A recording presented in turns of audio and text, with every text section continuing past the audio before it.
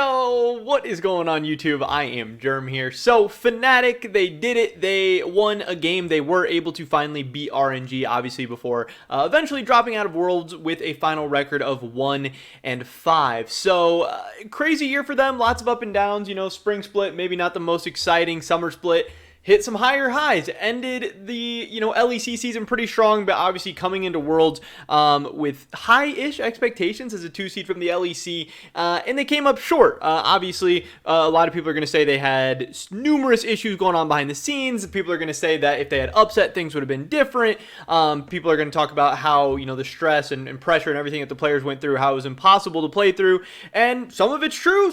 Some of it we'll never know if it's true or not. We'll never get to see what that Fnatic team would have been like, had things gone normally. But now we have an offseason to get into. Fnatic is officially in offseason form, meaning they're going to have a lot of interesting decisions to make, as well as the players on their roster. And I have done this with a couple teams already. As these teams start dropping out of Worlds, I think it's interesting to kind of recap everything that happened and talk about what the future might have in store for them. So definitely drop a like if you guys do enjoy this video. I would appreciate it so much. Subscribe to stay up to date on all my latest content, and consider checking out my Patreon, patreon.com/IamGerm. That would be awesome. With that being said, let's get right into this one. So we got to start off with you guys. We had this tweet from Carlos where he tweets out Bean. This was obviously a huge story that a lot of people were talking about. Bean subbing in for Upset at the very last minute. He didn't have a ton of time to scrim. He didn't have a ton of time to prepare. Probably mentally even for getting thrown into Worlds. This guy hasn't played in the LEC before. He's coming off the ERL or the EU Masters finals where Fnatic Rising got second. They were close, but they lost in Game 5 to K-Corp. And Bean gets thrown into this craziness, and he has some bad moments for sure. He has some bad games. He has some bad moments where it's like, oh, what the heck is that? But for a young player with no LEC experience coming into Worlds, going up against, RNG's bot lane, going up against Hanwha Life, Deft, this kid did pretty good. He probably made himself a lot of money today, or not today, but throughout this tournament, including today.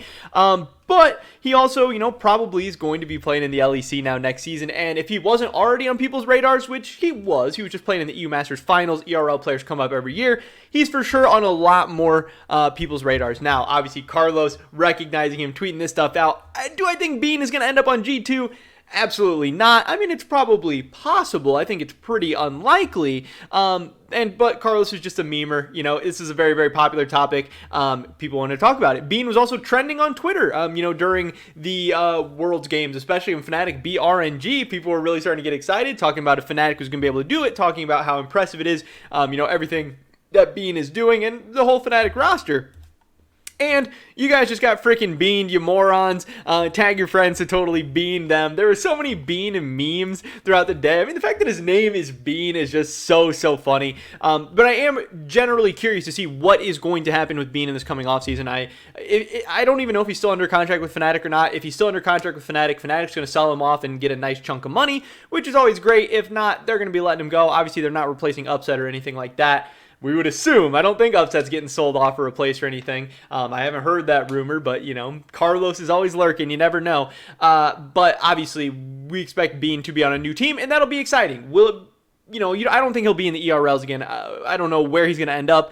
There is, 3, 4, maybe 5 replaceable 80 carries. There's like 5 very, very solid top-level 80 carries in the LEC. Then there's a couple in the middle, and there's a couple not so good. So Bean, he's going to end up on one of those teams. It's going to be interesting to see exactly how that goes and how bright of a future this kid has ahead of him. That's going to be really, really exciting and fun. But then Fnatic as a whole, with their actual team, and the players on Fnatic are going to have some interesting decisions to make as well.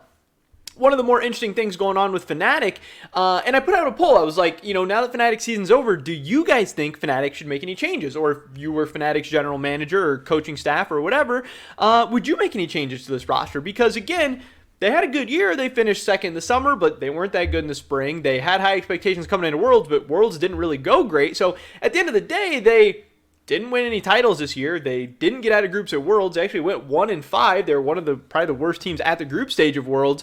And And that usually isn't good enough for Fnatic or Fnatic fans or the team, but this was kind of a weird, awkward rebuilding year, so maybe it's not the worst thing in the world either. But you do have Bwipo on an expiring contract, and there's a couple rumors going around, obviously. Some rumors that Bwipo maybe doesn't have the best relationship with the management and the team in general. You know, he had the thing where he unfollowed everyone on Fnatic, so Bwipo could be gone if they want to even keep him, which I assume they want to keep him because he had a pretty good year as jungle. But if Bwipo doesn't want to stay, you know, that is potentially a change that Fnatic could be having to make in this offseason. There's also the rumor that maybe Bwipo wants to go back to top lane. You know, there is some rumblings of that. Like, you know, is Bwipo going to be fielding offers as top lane and jungle in this offseason? Is he going to be fielding offers only as jungle, only as top lane? Is he even going to continue to play? Does he want to stay in Europe? Does he want to stay in North America? You know, there's going to be all these different options, and it really helps him that he is seen as a very, very high-level top laner and jungler now. And again, we don't really know what he's going to do at this point, but that is something that Fnatic could have to look at. Fnatic may need to go find a new jungler. I know there's a lot of people that have obviously been very, very critical. People are on both sides of Nisqy. Some people are really happy with what he did this year. Some people think that even though Nisqy's good, he's a great guy. He obviously cares a lot. He's passionate. Everyone saw the clip, you know, where he's crying after the games because he just wants to win so bad, and he knew they should have won that. And it's tough because he is a nice guy. He's great, and he's even good at League of Legends. He is not bad at all. But it just seems like Nisqy isn't going to be the mid laner that's going to take your team to that next level. So I know that I've already heard some people saying they would replace Nisqy. Some people saying they're going to need to find a replacement for Bwipo. I do think most people agree that obviously Upset and Hylissang are a top tier bot lane, one of the best in the West, if not one of the best in the entire world.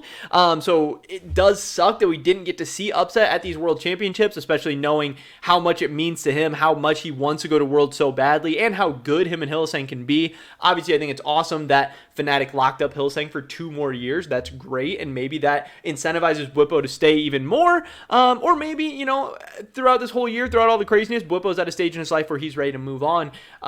If so, I don't even necessarily know who the options are going to be in the jungler to potentially replace him. Obviously, Razork is going to be a free agent. That's going to be a potential option. Fnatic Razork, that would be pretty crazy. That would be pretty cool. I think that would be a massive, massive upgrade.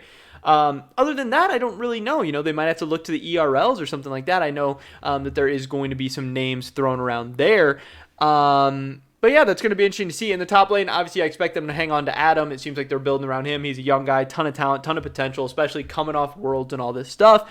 But yeah, overall, a really, really weird year. A very, very weird World Championship. Fnatic had some high moments. Bwipo looked good. Bean looked good. Hylissang looked good and bad. Bwipo looked good and bad. Nisqy looked good and bad. You know, it's just really all over the place. Super weird. And again, sucks that there's always going to be that what if of, you know, what if we got to see a full-strength Fnatic? What if they didn't have all this drama going on behind the scenes? But at the end of the day, for whatever reason, it seems like there's always some weird, crazy stuff going on with Fnatic.